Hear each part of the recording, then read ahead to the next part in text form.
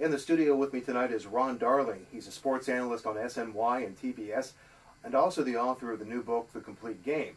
He was a starting pitcher for the New York Mets from 1983 to 1991 and was the first Mets pitcher to be awarded a Golden Glove. Ron, thanks for being here tonight. Well, thank you very much for having me. This is great.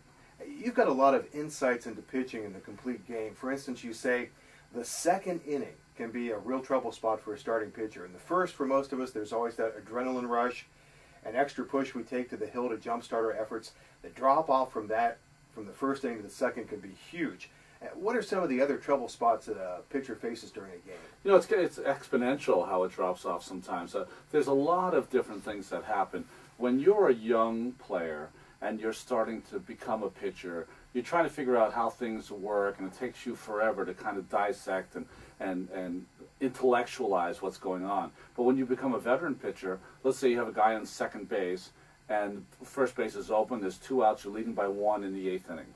Quickly through your brain goes this: the guy's on second is a steal threat, so I have to make sure I watch him. Guy at the plate is your veteran that I have to really be careful with because he might have set me up the entire game to hit the pitch I've gotten him out on. Or is he a young guy that can continue to do what I've done? Or is it a guy I don't want to face, so I push him to go to the next hitter who might be a guy they pinch hit for? And if I do go against him, what is my history against him and getting him out? All those things go through your brain literally in less than a second.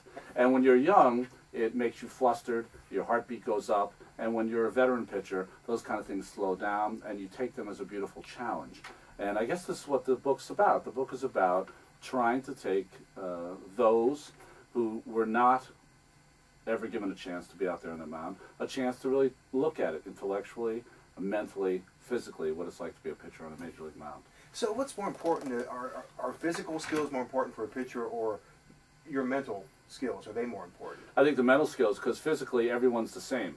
I remember when I first went to Yale, I've always been an A student, and then I went to a school where everyone is an A student. Well, that's what it's like going to Major League Baseball. Everyone's an A student. Everyone's a major league player. Physically, they all have the gifts. So it's those guys that can kind of mentally push themselves, and even more importantly, be able to do it over a long period of time, making those adjustments as they go, are the ones that become the great players. Ron, talk about some of the Reds pitchers you played against in your career. Well, I think that the first one that comes to mind, in 1984, I came here with the Mets, and we had opening day here. And for anyone who loves the game, I always think of the National League opening day is Cincinnati. That's where the game starts. Now, we can argue here for as long as we turn blue into the face about, you know, the game has changed that way. But I always think that opening day opens in Cincinnati. And we opened here Mario Soto through a complete game, I think 3-hitter, and beat us. And he's one of the great pitchers that I ever faced. Tom Browning, of course, with the perfect game, was one of my generation of pitchers. Jose Rio, of course. So all Danny Jackson. You've had so many pitchers of my generation that were outstanding, and of course culminating in the 1990 World Series win. You seem to hold the Reds teams of the 1970s in high regard. What are your thoughts about those players and those teams? Well, you know, the 70s Reds were amazing, and they were the team that I really loved to watch. When you grew up in those days, I grew up in Boston, so I was a Red Sox fan. But you always, if you're a fan, you had your National League team. And, of course, I always loved the Reds, you know, from the flapping elbow of Joe Morgan to the tenaciousness of Pete Rose to my favorite player was Tony Perez, who ended up hitting a 2-run single off me early in my career, so I don't know if I like him as much anymore. But they just had it all, and they had a flashy manager in Sparky Anderson.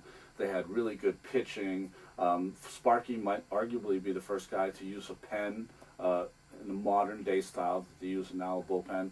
So those teams were great. And my first start in the big leagues, my first hitter I faced was Joe Morgan. My second was Pete Rose. So sometimes things come full circle.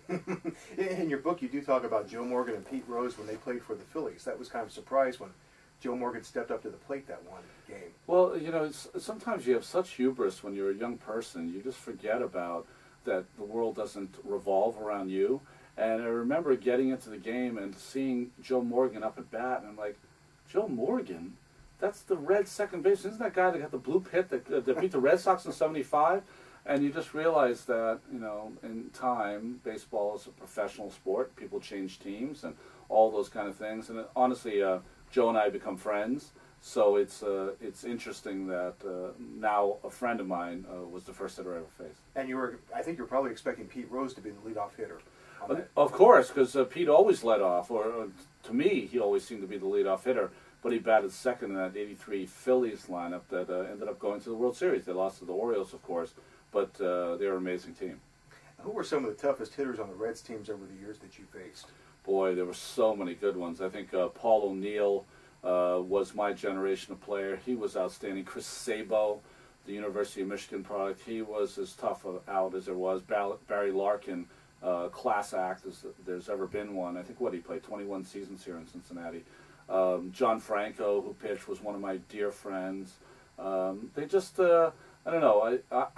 I'm a big Pete Rose fan, and I know that people have different feelings about Pete and whatever he did. I just know that playing against him, competing against him, and knowing him as a competitor, he didn't get any better than Pete. Well, should Pete be in the Hall? I believe he should be in the Hall of Fame. I think that, I don't know, I'd hate to be judged by any one act, and I think that baseball has had a lot of crazy stuff happen with the steroids recently and other things that, I don't know, Pete's, when you look at I get the Elias book, and I look through the Elias book, it's Pete Rose, Pete Rose, Pete Rose, Pete Rose. So when you see that name so prevalent, I mean, he should be there. And you're talking about John Franco. He was a favorite of a lot of baseball fans when he was here playing for the Reds during the 1980s. How was he as a pitcher? He was great. John Franco and I go back a long way. When I was in the Cape Cod League, which is a great kind of a league for amateurs in the East Coast, in Massachusetts, he was my roommate, and I got to know John very, very well. And the great thing about John, and I'm sure the people in Cincinnati believe, or in the benefiting end of this, he's just such a giving person. He's done a lot for the community wherever he's at, and I'm sure he did that in Cincinnati as well as being one of their best pitchers ever. And in your book, you say that the game of baseball has changed. How so? Well, it's changed in many different ways. I think that you know, the grittiness, the dirtiness, the toughness of the game is gone, but you know, there's a lot of great things about it. This is the golden age to be a ball player. Not only are you making unbelievable money as a player, you can even be mediocre and make a great career of playing. But even more importantly, all these new ballparks. There's 19 new ballparks since 1990. Anyone who's walked in the ballparks with their beautiful spaciousness in the clubhouses and all these you know, pool rooms and all these new things. It's just they're very lucky, and the guys who play today should never ever forget that they're in the golden age. You end your book by saying it's a good life, a baseball life. It's rich and rewarding and endlessly fascinating, and then before you know it, it's gone. Well, you're still involved in baseball in a sense. You're still a broadcaster. How have things gone for you, going from baseball into broadcasting? Well, I think that what happens is that, to answer your question, I'm very lucky. We talked about it before, you and I. At some point, I watch games, and every 2 weeks, someone sends me a check. I don't know where it comes from, but somehow it pays the rent. And I'm so lucky in that way. But I will say that the worst part of being an athlete, I think, is that you're so in the moment. You're taught always to be in the moment.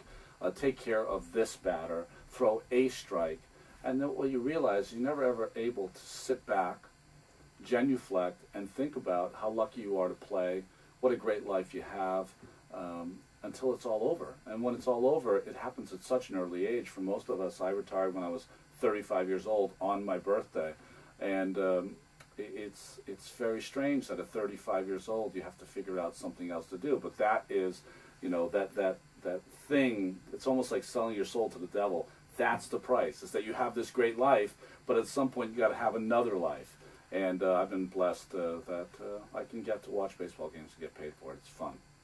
I'd like to thank Ron Darling for coming in tonight and talking about his book, The Complete Game. Thanks, Ron, very much for being here. Thank you very much. It's great. For a link to his book, you can go to wvxu.org. For Around Cincinnati, I'm Mark Heyne.